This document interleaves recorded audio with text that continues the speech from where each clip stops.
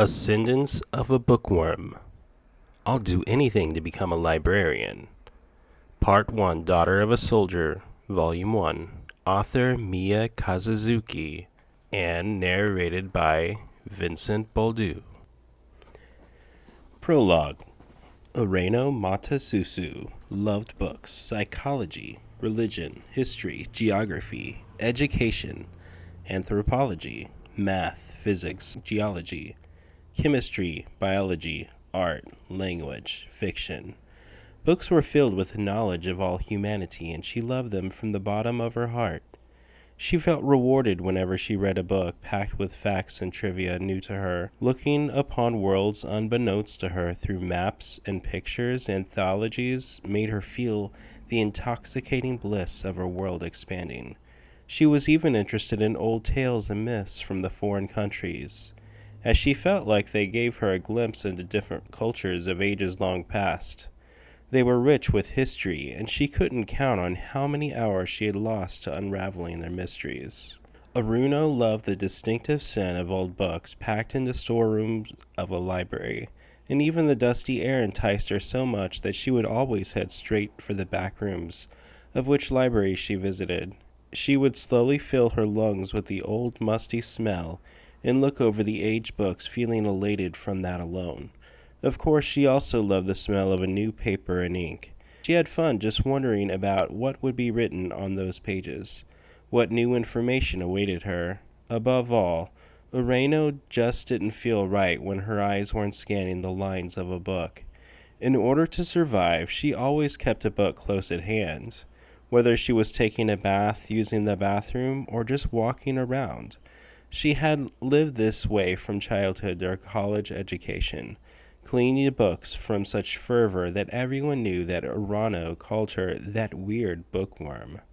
They said that she loved books so much it was damaging her life. But Urano didn't care, no matter what they said. She had books, and that was enough to make her happy. A large truck passed in front of Urano, spewing the smell of exhaust behind it. The warm wind flew past her, rustling her bangs, but she paid them no mind.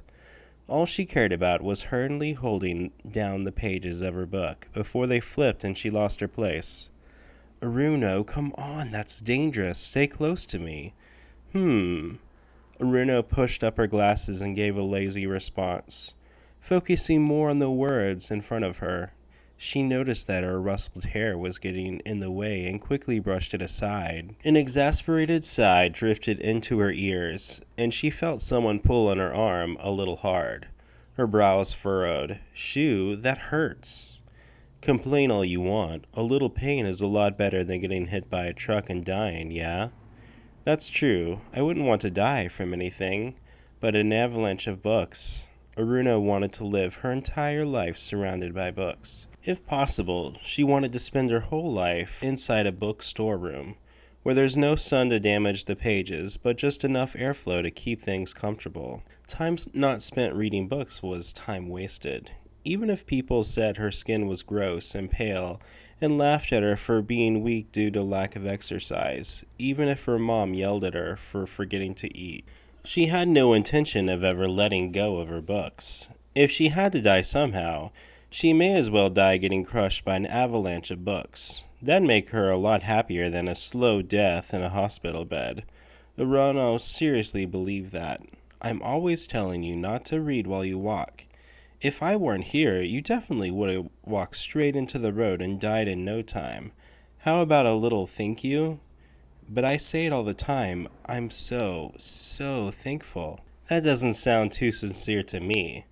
I am. It's thanks to you that I can read books while doing chores, Shu. But even if I did die, I'd ask a god to reincarnate me so I can keep reading books in my next life. Isn't that smart? Life ain't that convenient, moron. Their conversation continued until they reached Urano's house. Shu entered with her rather than going into his own house next door, as they were childhood friends and went in the same daycare. They had been raised like siblings practically since birth. He always referred to Urano's place as home, and nobody questioned that. Mom, here's what you wanted. I'll be in the book room. Call me whenever your dinner's ready. Right. What about you, Shu? Is your mother planning on making anything? Nah, I'm eating here tonight. She's got work. Urano, I'm borrowing your TV to play some games. Uh-huh, go ahead. Urano raised her voice so Shu could hear her as she headed straight to the book storage room left behind by her father, who had died when she was young. She opened the door and turned on the lights. The book room had a window for ventilation purposes, but it was tightly covered by a thick, light-blocking curtain to protect the books from sunlight. There were bookcases packed with books on all sides and a desk with a huge stack of books on top of it, as Urano had bought so many books that the shelves couldn't hold them all. Urano smoothly sat on the desk chair without looking up from her book, and kept on reading. Suddenly her vision shook.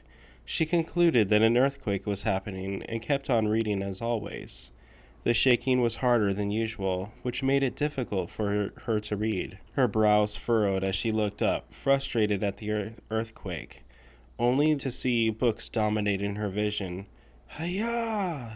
Books tumbled from a tilted shelf and rained down on her. Unable to dodge them, Urano could only stare with her eyes wide open as she was buried beneath them. A new life. It's so hot, it hurts. I hate this. A child's voice cried out directly into my head, filled with pain and suffering. Well, what do you want me to do about that? I had no idea what to do, and over time the voice grew increasingly quiet. The moment I realized I couldn't hear the child's voice anymore, the bubble-esque thing that had been encapsulating me disappeared with a burst, and I felt my consciousness slowly rising up. At the same time, I felt a hot fever and pain spread throughout my body, as I had been afflicted with influenza. I nodded and agreed with the child. This certainly is hot and certainly does hurt. I hate it too. But the child's voice didn't reply. It was so hot. I tried moving around to find a colder spot in the bed. Maybe due to the fever, I couldn't move my body like I wanted to. But I struggled on regardless, and in the process of wiggling my body, heard the sound of something like paper and grass rubbing together beneath me. What's that noise? My throat should have been sore due to the fever, but a childish and high-pitched voice came out of my mouth. It was clearly not my own voice, and it sounded just like the child's voice that I'd heard in my head a second ago. I wanted to keep sleeping since the fever was making me feel so sluggish, but I couldn't ignore the fact that I was in an unfamiliar bed and that my voice wasn't my own, so I slowly lifted my heavy eyelids. My fever must have been enormous, as my eyes were wet and my vision twisted. Thankfully, though, my tears were apparently serving as makeshift lenses, as I could see far farther than I usually could without my glasses. What? For some reason, I could see the small, unhealthy-looking hand of a child stretched out in front of me. Weird. My hand should be a lot bigger than this. I have the hands of an adult, not a small, malnourished child. I could move the child's hand like my own, clenching and opening it. This body that I could move at will was not my own. The sheer shock of that revelation made my mouth dry up. What's happening? Making sure to keep the tears from dipping out of my wet eyes, I moved my gaze around while keeping my head still. I didn't take long to notice that I wasn't in my own room. The bed beneath me was hard and lacked a mattress. It was using cushions made of something prickly and rough instead. The dirty blanket thrown over me had a weird smell, and my whole body was itchy as if it were infested with fleas or bedbugs. Hold on. Wait, where am I? My last memory was getting crushed by an avalanche of books, and it wasn't likely I had been rescued in the nick of time. At the very least, I was sure no hospital in Japan would treat patients on such a filthy bed. What's going on? I definitely died, right? All signs pointed to yes. I had died being crushed by books. That earthquake was at best a 3 or 4 on the Richter scale. It wasn't the kind of earthquake that killed people, so my death had definitely ended up on the news, something like that. A college girl, nearing graduation, was crushed to death by books in her own home. That's so embarrassing. I died twice that day, once physically and once socially. I felt so embarrassed I tried rolling around on the bed, but out of fear for my heavy and pained head, I decided to double facepalm instead. I mean, okay, I definitely joked about it. I definitely thought that if I was going to die, I might as well die getting crushed by books. I honestly did think I'd be better than dying a slow death on a hospital bed. But this was all wrong. I had dreamed of a happy death at the end of a life surrounded by books. I honestly hadn't expected an earthquake to happen and crush me to death so soon. This is awful. I just gotten hired too. Oh, my sweet college library. In this troubled age of high employment, I had just managed to land a job in a college library. Through guts and determination to fulfill my dream of a happy life surrounded by books, I passed all the necessary tests and interviews and finally secured victory. This job would involve spending far more time around books than any other, and the library even had plenty of old books and documents. My mom, who worried more about me than anyone else, even started crying after hearing the news.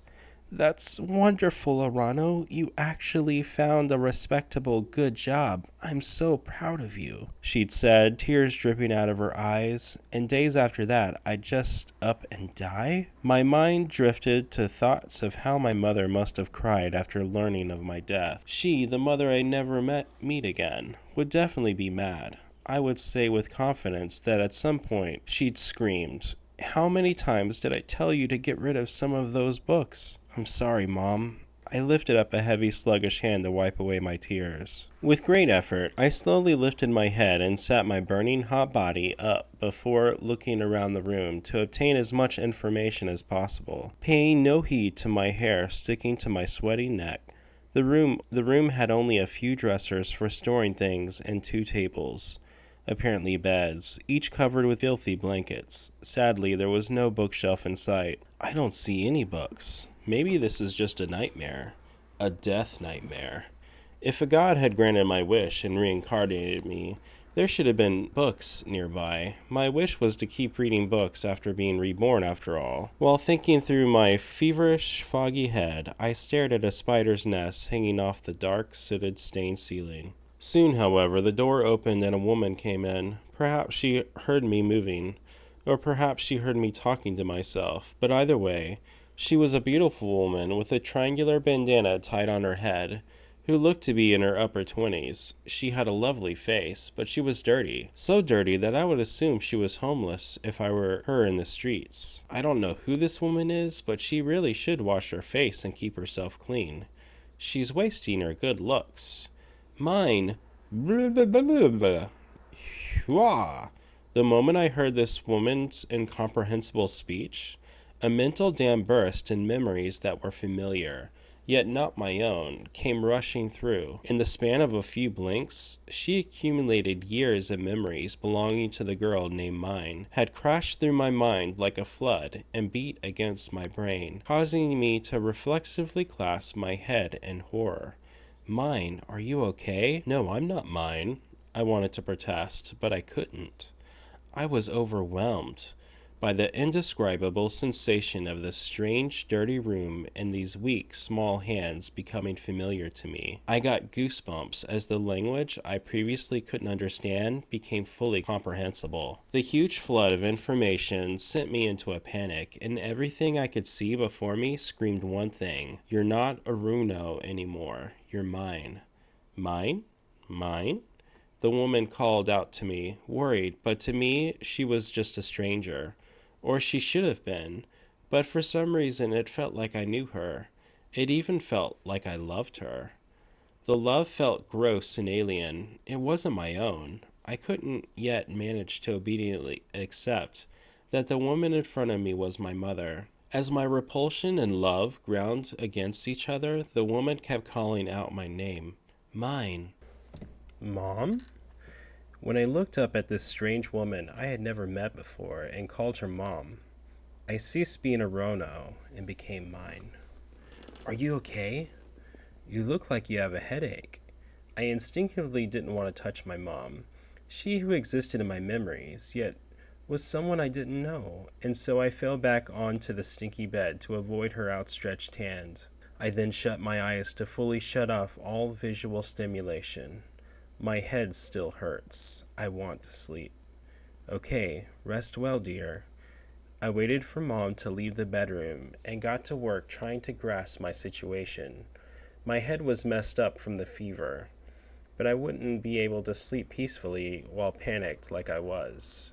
I had no idea how things had ended up this way, but it was more important to think of what to do next, rather than get stuck on the past. Knowing how this happened wouldn't change the fact that I had to do something. If I didn't use Myne's memories to fully understand my surroundings, my family would quickly get suspicious. I began to slowly digest Myne's many memories. I tried thinking as far back as I could, but her memories were those of a very young girl with a weak grasp on language. She didn't clearly understand everything Mom and Dad said, so there was a lot she didn't know. My vocabulary was so lacking that over half of these memories were meaningless. Oh gosh, what do I do? From the visuals of her memories, I determined a few things. 1. My family consisted of 4 people: my mom, Aoife, my older sister, Tuli, and my dad, Gunther. It seemed like Dad was working as a soldier or something. The most shocking thing of all, however, was that this world was not my own. My memories of my bandana-wearing mom showed that she had light green hair, a color best described as jade. It wasn't an unusual dyed green either. She really had green hair, green so realistic I wanted to pull her hair and make sure it wasn't a wig. By the way, Tuli had green hair, and Dad had blue hair. My hair was dark blue. I didn't know whether I should be happy my hair was so close to black as I was used to, or sad that it wasn't actually black. There were apparently no mirrors in this residence, something like an apartment located on the upper floor of a tall building. So no matter how much I explored my memories, I couldn't find any details on my appearance beyond that. If I were to guess, based on how good my parents and Tuli looked, I probably didn't look half bad myself, though my appearance had no relevance to me as long as I could read books, so I wasn't that worried about it. I didn't look that amazing as a Urano after all. I could live without being cute. Ha! Really, I just want to read books. I feel like my fever would vanish if I had a book in my hand.